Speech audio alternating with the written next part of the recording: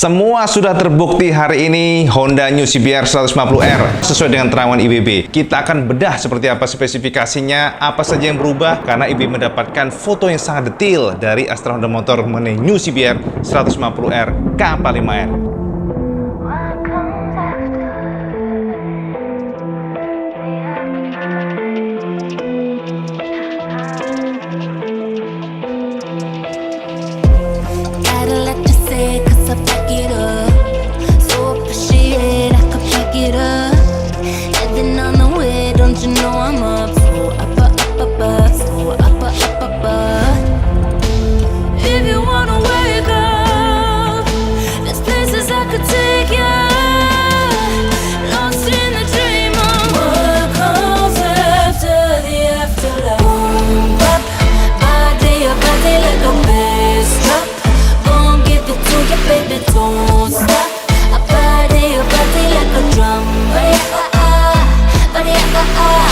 Assalamualaikum warahmatullahi wabarakatuh, Kang Bro. Alhamdulillah, Cak. Jadi judulnya hari ini IWB lega pol. Jadi judulnya wis lega, puas. Jadi ya buat sampean semua yang kemarin sedikit meragukan, yang komen-komen rada minor bukan mayor. Ya, sekarang kan sampean sudah terjawab semuanya. Ya alhamdulillah sekali lagi sekarang terbukti, Cak. Matur nuwun IWB haturkan buat sampean semuanya yang sudah mendukung Iwan Banaran, yang sudah mendukung YouTube channel ini, dan juga para supporter IWB dari Sabang sampai Merauke, bahkan mungkin dari luar negeri. Oke, Cak. Jadi secara official hari ini, seperti sampean tahu, IWB sudah update di blog juga di warung bahwa Astra Honda Motor resmi meluncurkan generasi terbaru CBR 150R yang disebut sebagai K45R Project. Jadi ini adalah sebuah project yang memang hanya IWB pada saat itu yang mengendus, ya bosonya yang ngambus. Dan alhamdulillah saat ini setelah kita menunggu dari bocoran pertama, dari terawangan pertama selama hampir 3 bulan kali ya, hampir 3 bulan. Hari ini adalah klimaks dan alhamdulillah IWB sangat lega sekali. Walaupun mungkin tentu saja ada plus minus, tentu saja ada beberapa poin yang kita akan angkat di sini, yang juga ya biar sampai juga tahu sebenarnya motor ini seperti apa dan bagaimana detailnya, desainnya apa yang dirubah, dan ini akan menjadi sebuah jawaban yang sangat nyata.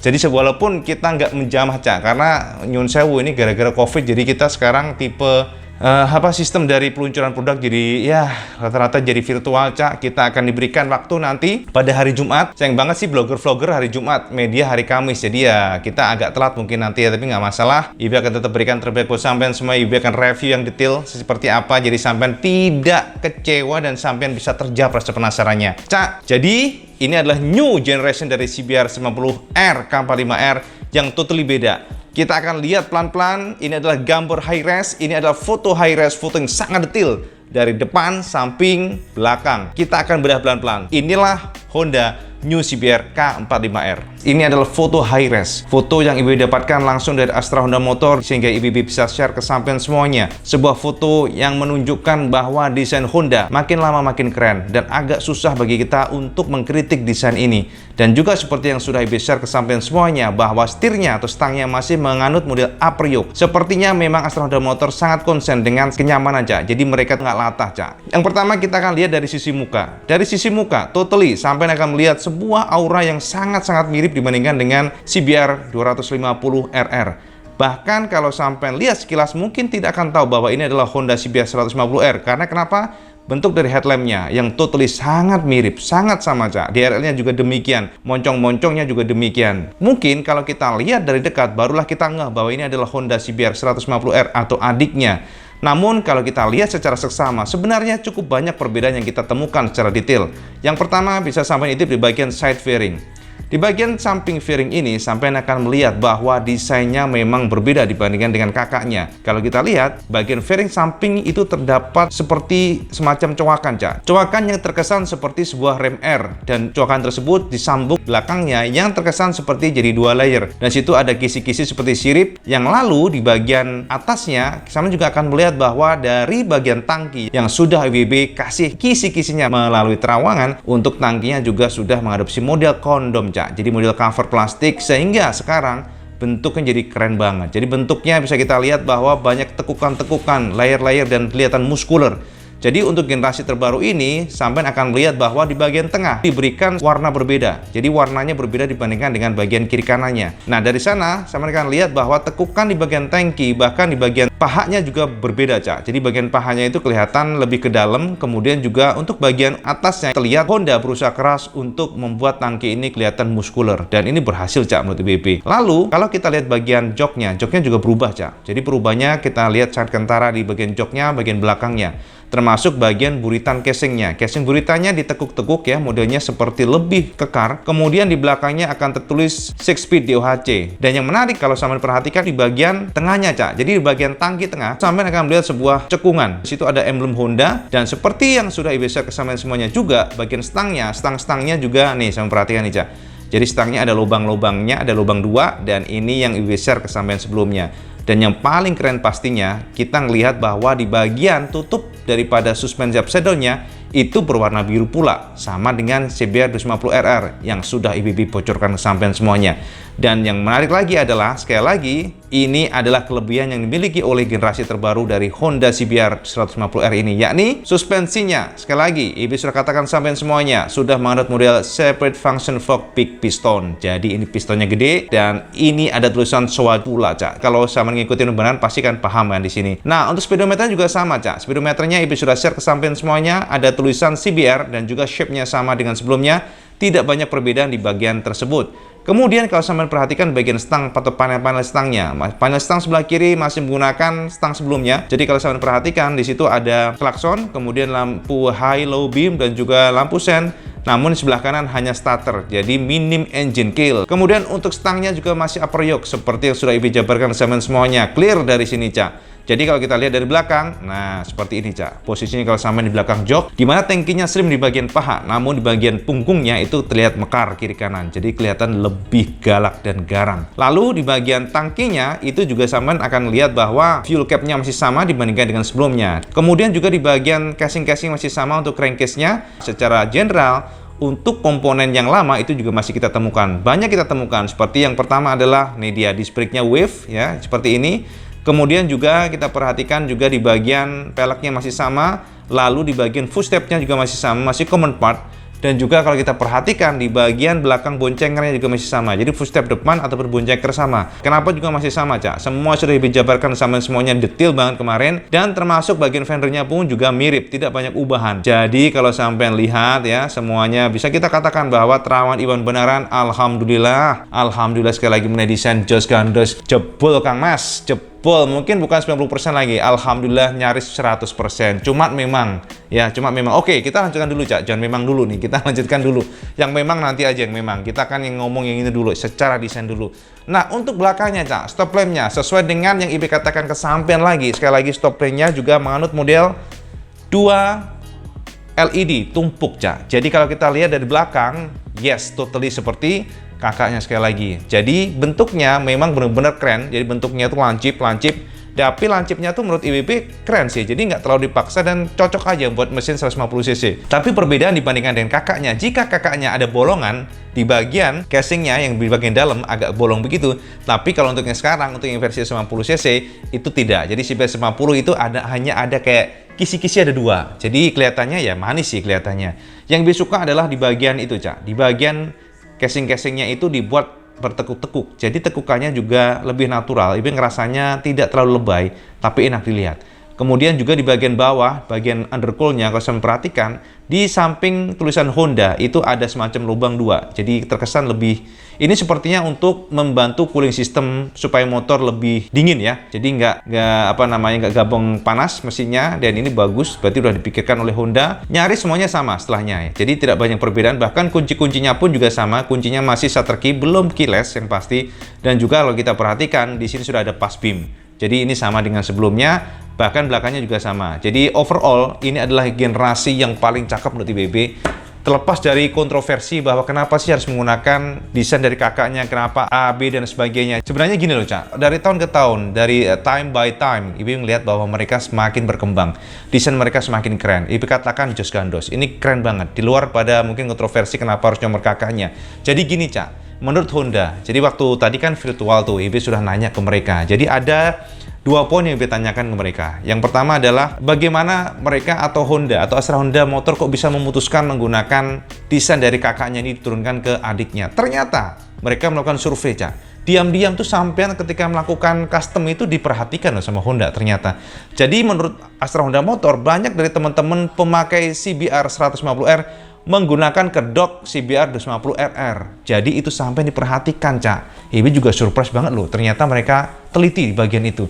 Jadi menurut survei dari ujung ke ujung, mayoritas banyak yang menggunakan kedok CBR 250RR pada CBR 150. Jadi mulai dari sanalah mereka melakukan mapping di mana ternyata mayoritas pengguna dari CBR 150 sangat menyukai bentuk dari kakaknya CBR 250RR K64A. Berdasarkan semuanya itu dikumpulkan dan ditarik benang merah bahwa ternyata yes, ini adalah sebuah desain yang disukai oleh teman-teman Indonesia. Makanya AHM akhirnya memutuskan untuk menerjemahkan sebuah desain atau desain dari kakaknya ini kepada mesin 150cc dan lahirlah yang sekarang sama lihat K45R. Walaupun kalau kita lihat sekali lagi engine-nya masih 17,1. Nah, ini, Cak, yang ditanyakan kepada Honda. Kenapa di saat kompetitor mereka, rival mereka, Suzuki ataupun Yamaha sudah menggunakan mesin 19, sekian PS, kenapa Honda masih percaya diri, confidence menggunakan 17,1 PS? Itu pertanyaan yang dilontarkan kepada Astra Honda Motor pada saat tadi kita press conference melalui Zoom. Dan ternyata tahu nggak jawaban mereka apa? Jawabannya sampean juga, Kang Mas. Jadi hasil survei ternyata, jadi mereka mengatakan dari hasil survei ternyata power segitu sudah cukup. Itu yang dijawab oleh Pak Andi Wijaya dari Astra Honda Motor. Jadi semua motor yang mereka saat ini luncurkan ini, jadi hasil fitur saat ini yang mereka kasih ke sampean semuanya ini ada hasil survei. Dan dari survei ternyata engine 17,1 PS itu sudah cukup. Terus banyak kan yang ngomong kenapa sih nggak overbone dan sebagainya, kenapa kok near square dan sebagainya. Ternyata rata-rata mayoritas survei mereka mengatakan bahwa Honda ini mengatakan bahwa sampean menyukai dengan karakter engine sekarang. Kalau yang dulu justru dari survei kurang menyukai yang overbore, sampean ingat nggak? Yang K45A. Jadi lelet di bawah itu nggak suka. Itulah kenapa Honda akhirnya memutuskan dengan near square. Jadi intinya mayoritas menurut Honda dengan mesin sekarang itu seneng alias positif. Jadi ya kita mau komplain gimana kalau udah hasil survei mengatakan demikian. Makanya Kang Mas, kalau sampean berharap Honda bisa nge-push lagi powernya, ya mungkin harus kurang laku dulu, mungkin kayak demikian. Karena saat ini pun sebelum di facelift Honda CBR 50 itu ternyata penjualannya the best, Cak. Jadi jangan salah sampai dari GSX, R15 sama CBR yang sebelumnya ya, bukan CBR sekarang loh, malah K45 ini tuh lebih laku. Itu yang kita juga tercengang gitu. Jadi kita mau ngomong apa udah kayak gitu kita kalah, Cak. Karena mereka berdasarkan data. Dengan engine 17,1 PS tapi near square dan juga udah assist slipper clutch dan juga untuk kapasitas tangki bahan bakarnya 12 liter. Motor ini dikatakan sangat cocok buat harian, efisiensi bahan bakar mantap dan juga secara looks keren. Jadi ya udah total control. Karena kenapa? Sekali lagi ini sudah menggunakan suspensi upside down SFFBP. Jadi semua IBB perkesamaan semuanya terbukti separate function fork big piston. Bahkan untuk CBR50RR pun belum, Cak. Ini adalah first product untuk di Honda ini menggunakan big piston. Kalau SFF-nya udah umum lah, upside down semuanya demikian. Tapi big piston 150cc baru ini, CBR 150 ini. Bahkan 250cc pun hanya ZX25R aja. Jadi di Indonesia ya, kalau nggak mungkin dunia kali, enggak sih Indonesia. Kalau dunia kan ada SX Motion dan sebagainya. Jadi kalau di tanah air bisa kita katakan bahwa saat ini yang menggunakan suspensi upside down SFFBP atau separate function fork big piston punya SOA hanyalah ZX25R Ninja dan juga CBR 50R K45R yang sekarang sampai lihat ini. Pertengahan Januari akan dirilis oleh mereka, bukan dirilis, sudah didistribusi maksudnya. Jadi pertengahan Januari sudah didistribusi, insya Allah sampai akan harus tunggulah mungkin 1-2 minggu ke depan, insya Allah sudah ada di dealer Jawa. Ya nanti nyusul untuk yang luar daerah nyusul pelan-pelan ya semuanya kan butuh proses, apalagi kita kan masa COVID kayak gini. Dan by the way untuk warna-warnanya sampai bisa lihat di sini.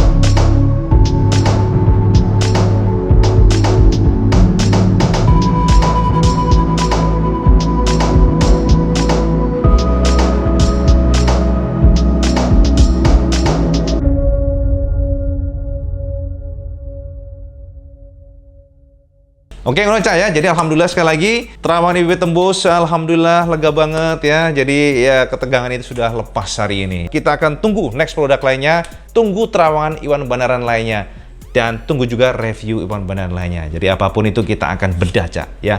Jangan lupa sampai follow Instagram Iwan Banaran di Iwan Banaran Blog Instagramnya, dan juga kunjungi blog iwanbanaran.com, lebih update dan komplit. Oke Cak, matur nuwun gitu aja. Dan kalau sama suka video ini sampai like, share, dan subscribe. Dan jangan lupa juga sampai sholat pembentukan itu yang paling penting. Assalamualaikum warahmatullahi wabarakatuh. Salam Jus Gandos.